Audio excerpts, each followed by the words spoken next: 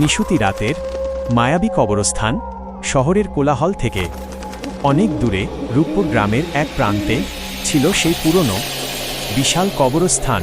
স্থানীয় মানুষ একে ডাকত কালো মলাটের কবরস্থান, কারণ সেখানকার কিছু কবর প্রায় 100 বছরের পুরনো, যেগুলোর ওপর কালো শ্যাওলা জমে এক ভয়ঙ্কর রূপ নিয়েছিল।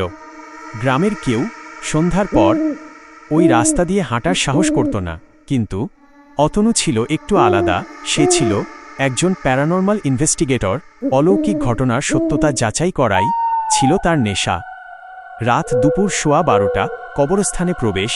হাতঘড়িতে তখন রাত 12:15।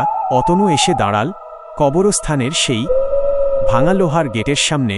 চারদিক নিঝুম, শুধু ঝিঁঝি পোকার ডাক আর গাছের পাতার খসখস আওয়াজ চারপাশটা থমথমে করে তুলছিল।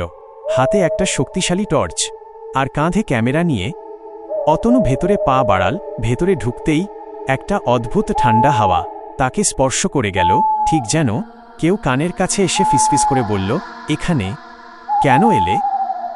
রাত একটা অদ্ভুত সেই আলো।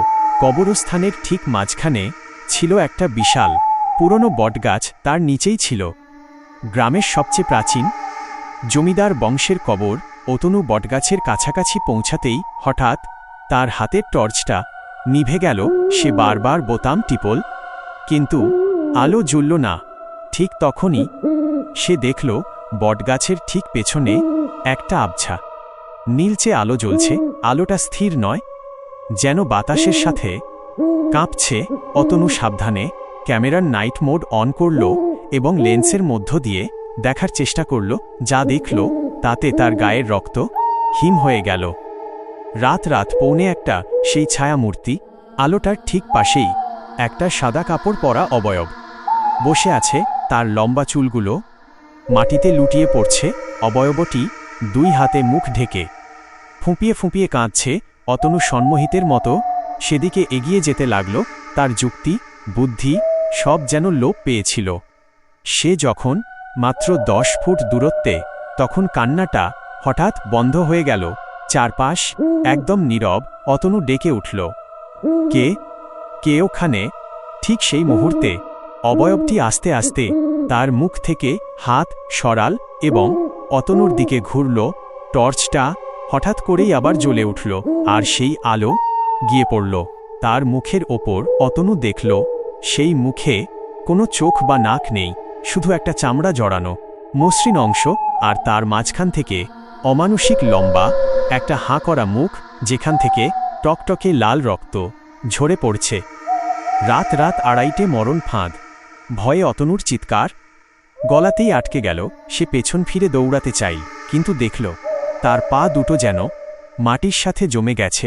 সে 1 ইঞ্চিও নড়তে পারছিল না। সেই চোখহীন বিভৎস মূর্তিটি আস্তে আস্তে মাটি থেকে শূন্যে ভেসে অতনুর দিকে এগিয়ে আসতে লাগল। তার সাথে সাথে চারপাশের পুরনো কবরগুলো থেকে একে একে আরও কিছু কালো ছায়া মূর্তি বেরিয়ে আসতে শুরু করল। তারা সবাই অতনুকে ঘিরে ধরল। বাতাসে তখন একটা ভারী ফিসফিসানি শব্দ প্রতিধ্বনিত হতে লাগল, তুমিও আমাদের সাথে এখানেই থেকে যাও, অনেক দিন কেউ আসেনি। মূর্তিটি যখন অতনুর একদম গায়ের কাছে চলে এসেছে এবং তার বরফ শীতল হাত অতনুর গলার দিকে বাড়িয়ে দিয়েছে, ঠিক তখনই অতনুর পকেট থেকে তার মায়ের দেওয়া একটা ছোট লকেট মাটিতে পড়ে গেল। লকেটটা মাটিতে পড়তেই একটা তীব্র আলোর ঝলকানি হল। শেষ পরিণতি। সেই আলোর তেজে মায়াবী মূর্তিগুলো বিকট চিৎকার করে পিছু হটে গেল এবং মুহূর্তের মধ্যে বাতাসে মিলিয়ে গেল। অতনু অনুভব করল তার পায়ের জড়তা কেটে গেছে। সে আর 1 সেকেন্ডও নষ্ট না করে অন্ধের মতো দৌড়ে কবরস্থানের গেটের বাইরে চলে এল। পরদিন সকালে গ্রামের মানুষ অতনুকে অচেতন অবস্থায় উদ্ধার করে। তার জ্ঞান ফেরার পর সে কাউকেই আর সেই রাতের কথা বলেনি, কিন্তু তার মাথার একপাশের চুল রাতারাতি একদম সাদা হয়ে গিয়েছিল। সে চিরকালের জন্য অলৌকিক শক্তির খোঁজ করা ছেড়ে দিল। তবে আজও প্রতি অমাবস্যার রাতে রূপপুর গ্রামের মানুষ দূর থেকে সেই নীল আলো আর এক নারীর করুণ কান্নার আওয়াজ শুনতে পায়।